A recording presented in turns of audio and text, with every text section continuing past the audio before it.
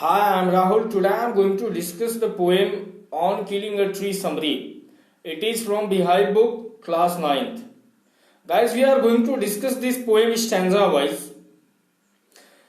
This poem is written by Jeev Patel, and in this poem, the central idea of the poem, that is, I can say, this is the comment on the human, and this is also irony which is made by the poet on the human beings.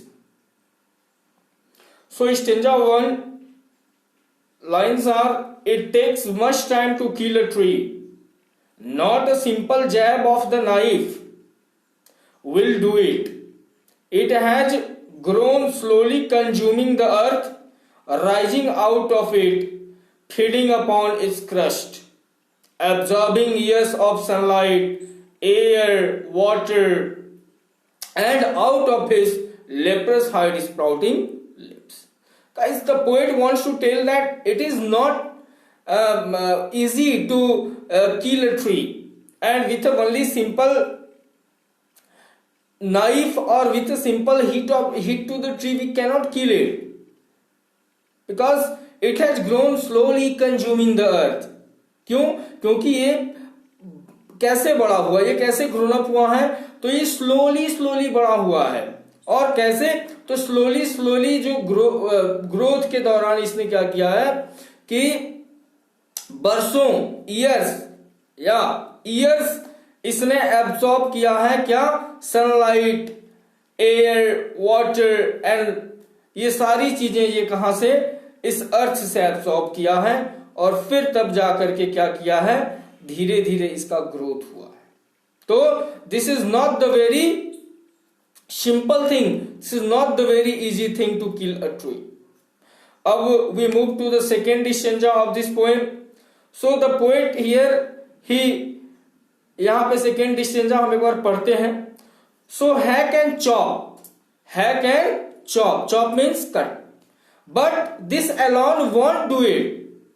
Not so much pain will to it, the bleeding bark will heal. जो जहां से काटेंगे, जहां से chop करेंगे, जहां से cut करेंगे, वो फिर से ठीक हो जाएगा, हील हो जाएगा. And from close to the ground will rise curled green twigs. फिर से जहां से काटे रहेंगे नीचे से, वहां से क्या होंगे? हरे हरे पत्ते, हरे हरे छोटे छोटे जो उसके ब्रांचेस हैं, ट्विग्स, वो आना शुरू कर देंगे. तो आपका जो एफर्ट है वो बेकार. फिर से ट्री आ जाएगा, फिर से ट्री का जो है वो ग्रोथ हो जाएगा. So will rise curled green twigs, miniature box.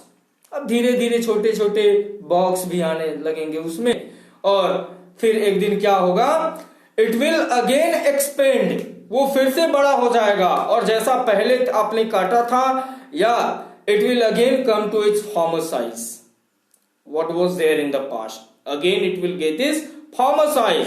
ये पहले पास्ट में जैसा आपने इसको काटा था, सेम वैसा हो जाएगा. बाद में आप छोड़ दोगे तो आप इसको काट करके इसके ब्लीडिंग बार को मतलब कुछ नहीं कर सकते. ये फिर से क्या होगा? Again it will come there, again there will be the growth of the tree. अब we are moving to the stanza 3. Here I want to read the stanza 3. So यहां पे है: no, the root is to be pulled out. The root is to be pulled out. उसका जो root है tree का, जो जड़ें हैं, उनको खींच के बाहर निकाल दो. काट के बस मत छोड़ो. काट के छोड़ दोगे तो उसमें टिक्स आ जाएगा, बॉक्स आ जाएगा, और एक दिन it will get is former size. तो उसके रूट को जोर से खींच के निकालो.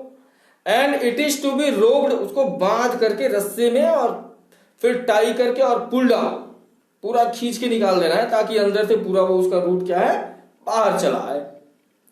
And then from the earth cave, जो वो जमीन के अंदर सुरंग बना के बैठा होता है, केव बना के बैठा होता है, उसको पूरा निकाल देना है बाहर, ताकि वो उसमें बाद में कोई ग्रोथ ना हो. And the strength of the tree exposed. When you will just pull out all these things, when you pull out the root of that tree, the strength then the tree exposed, and the source white and wet, उसका जो source होता है वो white होगा, भीगा हुआ, जो जड़ें आएंगी वो भीगे हुए रहेंगे एंड वाइट होंगे. The most, what is that? The most sensitive hidden for years inside the अर्थ. ये बहुत ही सेंसिटिव पार्ट होता है, यही असली चीज होता है. The real thing is that.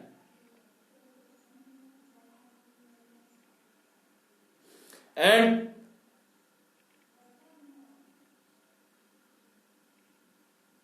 ये जो चीजें हैं यही सेंसिटिव होते हैं and they are hidden for years inside the earth. They are hidden for years inside the earth. कई सालों तक वो क्या छुपके बैठे होते हैं नीचे, और they just absorb all this things, all the things from the earth to grow the tree, to grow the buds, to grow the branches of the tree. Yeah. Up the last stanza here, stanza 4. I'm reading that. Then the matter of scorching and choking in sun and air. अब निकाल के मत छोड़ो, निकाल करके उसके जड़ों को छोड़ दो धूप में. Scorching and choking in the sun and air, छोड़ दो धूप में. वो ऐसे ही ब्राउनिंग होगा, फिर उसके बाद हार्डन होगा, उसके कलर ब्राउन हो जाएंगे, व्हाइट कलर जो था वो ब्राउन हो जाएगा, फिर वो क्या हो जाएगा, पहले से हार्ड हो जाएगा जो वेट था वो. या and twisting withering and then it is done.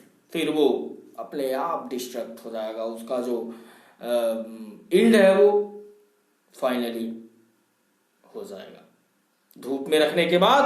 और एयर में जब उसे होगा तो उसका जो वजूद है वो खुद ही खुद क्या होगा, खत्म हो जाएगा. तो this is the real killing of a tree, what the poet wants to tell. And this is what, this is just a satire on the human being, कि हम सोचते हैं कि सिर्फ काटते हैं ट्री. नो, तुम काट देने से, आपके काटने से, you know how many things are, how many problems are just going there in the world, and it's just a satire on the human being.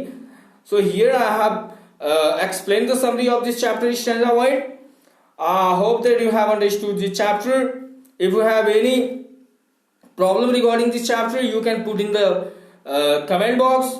You can write your comment there in the comment box. You can post it. If you have not subscribed the channel, subscribe it to get the updates of the videos. Thank you.